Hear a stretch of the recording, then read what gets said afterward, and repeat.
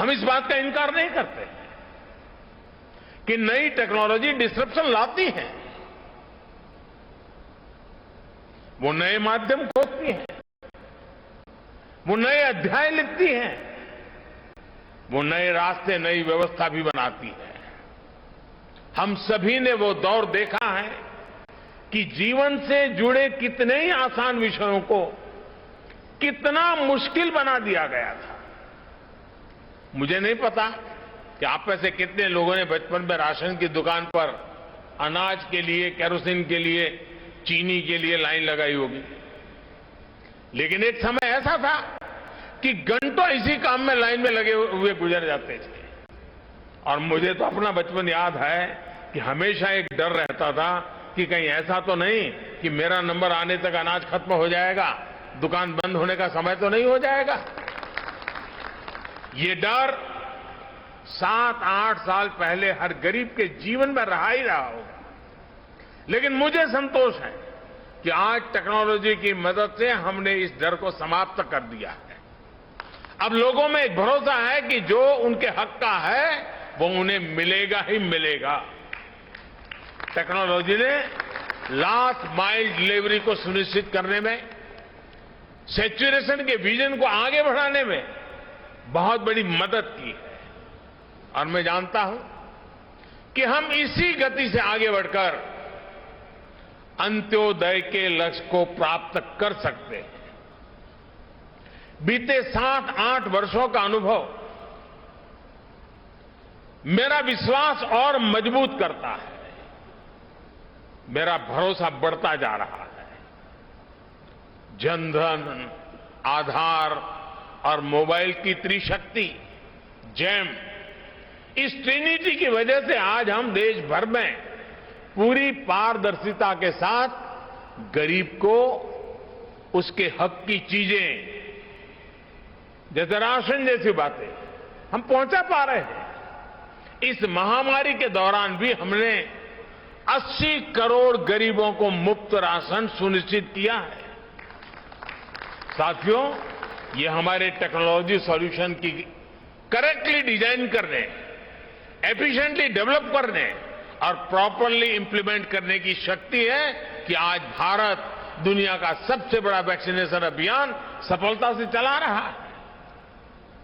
आज देश ने जो रोबोट्स यूपीआई फ्रेमवर्क डेवलप किया है, उसकी मदद से लाखों करोड़ रुपए गरीब के बैंक खाते में सीधे ट्रांसफर हो रहे हैं। महिलाओं को, किसानों को, विद्यार्थियों को अब सीधे सरकार से मदद मिल रही है। 21वीं सदी के नए भारत में, युवा भारत में, हमने देश को नई स्ट्रेंथ देने के लिए, स्पीड और स्केल देने के लिए टेक्नोलॉजी को अहम टूल बनाया है। आज हम टेक्नोलॉजी से जुड़े सही सॉल्यूशन डेवलप कर रहे हैं और उनको स्केल अप करने का कौशल भी हमने विकसित किया है। देश में ड्रोन टेक्नोलॉजी को प्रोत्साहन, गुड गवर्नेंस के, ईज ऑफ लिविंग के, इसी कमिटमेंट को आगे बढ़ाने का एक और माध्यम है। ड्रोन के रूप में हमारे पास एक और ऐसा स्मार्ट टूल आ गया है जो बहुत जल्द सामान्य से सामान्य भारतीय के जीवन का हिस्सा बनने जा रहा है। हमारे शहर हो या फिर देश के दूर दराज गांव देहात वाले इलाके, खेत के मैदान हो या फिर खेल के मैदान, डिफेंस से जुड़े कार्य हो या फिर डिजास्टर मैनेजमेंट, हर जगह ड्रोन का इस्तेमाल बढ़ने वाला है। इसी तरह टूरिज्म सेक्टर हो, मीडिया हो, फिल्म इंडस्ट्री हो, ड्रोन इन क्षेत्रों में क्वालिटी और कंटेंट दोनों को बढ़ाने में मदद करेगा।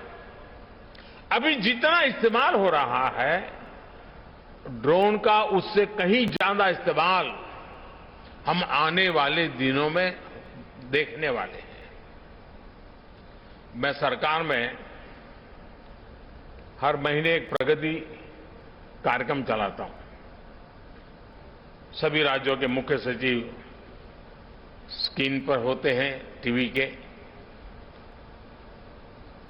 और अनेक विषयों की चर्चा होती है और मैं उनसे आग्रह करता हूं कि ड्रोन से जो प्रोजेक्ट चल रहा है मुझे वहां का पूरा लाइव डेमोन्स्ट्रेशन दीजिए तो मैं बड़ी आसानी से चीजों को कोरिलेट करके वहां निर्णय करने की सुविधा बढ़ जाती है। जब केदारनाथ का पुनर्निर्माण का काम शुरू हुआ, अब हर बार तो मेरे लिए केदारनाथ जाना मुश्किल था, तो मैं रेगुलरली केदारनाथ में कैसे काम चल रहा है, कितनी तेज गति चल, तो वहां से ड्रोन के द्वारा रेगुलर मेरे दफ्तर में बैठ करके उसकी जब भी रिव्यू मीटिंग होती थी तो मैं ड्रोन की मदद से केदारनाथ के डेवलपमेंट के काम को रेगुलर मॉनिटर करता था।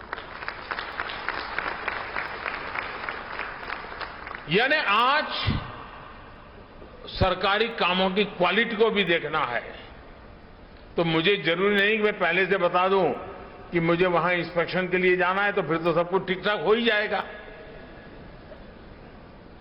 मैं ड्रोन भेज दूं, पता वही लेकर के आ जाता है और उनको पता तक नहीं चलता है कि मैंने जानकारी ले ली है।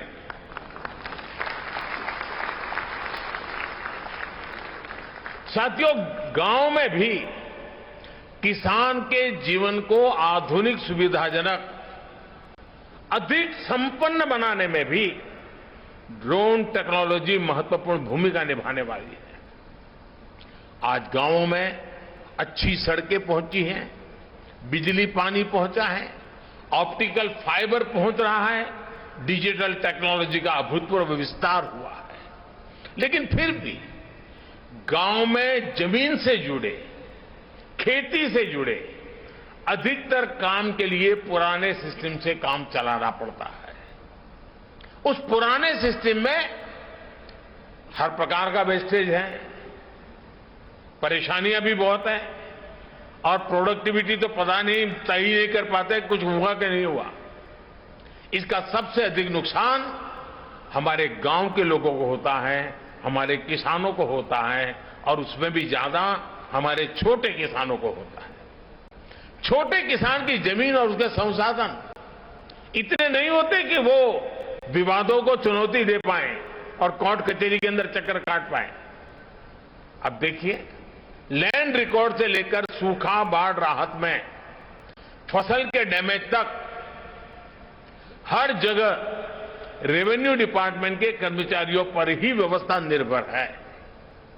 ह्यूमन इंटरफेस जितना अधिक है उतना ही अधिक भरोसे की भी कमी हो जाती है और उसी में से विवाद पैदा होते हैं। विवाद होते हैं तो समय और धन की बर्बादी भी होती है। इंसान के अंदाजे से आकलन होते हैं तो उतना सटीक अंदाजा भी नहीं लग पाता। इन सारी मुश्किलों से पार पाने का ड्रोन अपने आप में एक सशक्त, प्रभावी माध्यम के रूप में एक नया टूल हमारे सामने आया है। साथियों, ड्रोन टेक्नोलॉजी कैसे एक बड़ी क्रांति का आधार बन रही है, इसका एक उदाहरण पीएम स्वामित्व योजना भी है। इस योजना के तहत पहली बार देश के गांवों की हर प्रॉपर्टी की डिजिटल मैपिंग की जा रही है। डिजिटल प्रॉपर्टी कार्ड लोगों को दिए जा रहे हैं। इसमें ह्यूमन इंटरवेंशन कम हुआ है और भेदभाव की गुंजाइश खत्म हुई है। इसमें बड़ी भूमिका ड्रोन की रही है। थोड़ी देर पहले मुझे भी स्वामित्व ड्रोन उड़ाने का, उसकी टेक्नोलॉजी समझने का अवसर मिला है। थोड़ी देर उसके कारण भी शायद लग गई। मुझे खुशी है कि ड्रोन की मदद से अभी तक देश में लगभग 65 लाख प्रॉपर्टी कार्ड जनरेट हो चुके हैं और जिसको ये कार्ड मिल गया है उसको संतोष है कि हां, मेरे पास मेरा जितनी जमीन है मेरे पास सही डिटेल मिल गई। पूरे संतोष के साथ उन्होंने इस बात को कहा है। वरना हमारे यहां अगर छोटी सी जगह की नपाई भी होती है तो उसमें सहमति बनाने के लिए सालों साल लग जाते हैं। परवाह देश की, सोमवार से शुक्रवार रात 10 बजे TV9 भारतवर्ष पर।